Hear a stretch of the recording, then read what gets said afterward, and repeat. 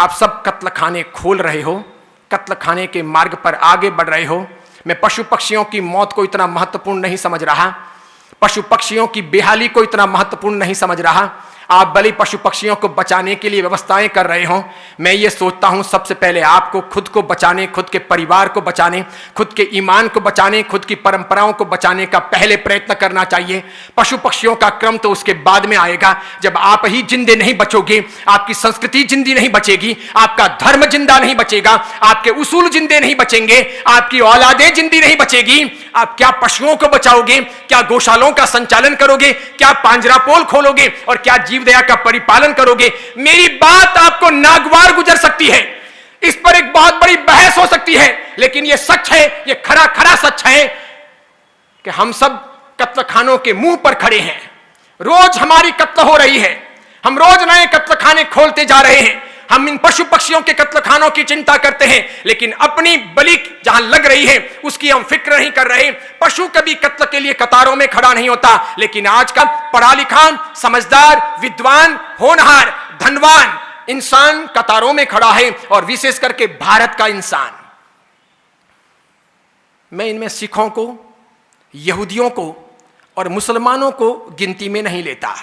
वे बहुत समझदार लोग हैं, वे प्रबुद्ध लोग हैं, वे भले ही उजुल फुजुल कुछ भी कर लेते हैं, लेकिन वे संस्कृति और परंपरा के लिए समर्पित लोग हैं। वे गौरवशाली लोग हैं, उन्हें अपने धर्म का, अपनी संस्कृति का, अपनी परंपरा का, अपने साहित्य का और अपने सिद्धांतों का बहुत गर्व है। उसे लेकर के वे चलते हैं। वे भारत में रहते हैं तब भी और भारत के बाहर जाते हैं तब भी। जहां कहीं उनका अस्तित्व है, वे कभी अपनी औकातों को भूलते नहीं हैं और जड़ों से कभी टूटते नहीं हैं।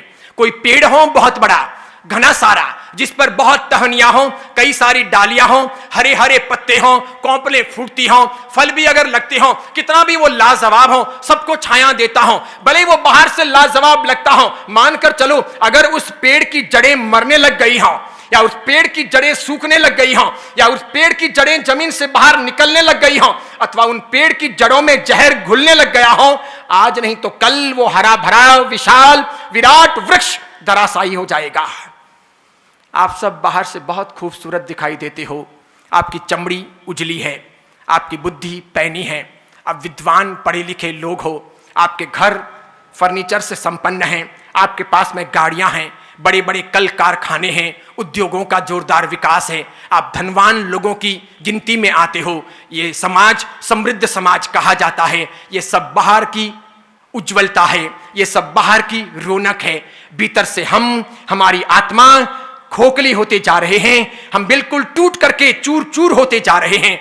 यहूदी ऐसा नहीं करते, मुसलमान ऐसा नहीं होने देते, सिखों को यह मंजूर नहीं है, और इसीलिए वे अपना परिधान हो, अपना खान पान हो, अपनी भाषा हो, अपनी संस्कृति हो, अपने त्योहार हो, अपने गीत हो, अपने रीति रिवाज हो, अपने बाल बच्चों के संस्कार हो, सबकी चिंता करते हैं। हम उतनी चिंता नहीं करते। हम उलझे हुए नहीं, सुलझे हुए लोग हैं। हम प्रगतिशील हैं, हम डेवलपमेंट के अर्थ को नया अर्थ दे रहे हैं। हम ये मानते हैं कि हम बहुत डेवलप हो रहे हैं। प्रगतिशील कोई जाति है, कोई कौम है, तो हम ये मानते हैं सबसे अधिक जैन समाज है। मैं समझता हूं सबसे बदहाली जैन समाज की हो रही, इसके बाद हिंदुओं का क्रम आएगा।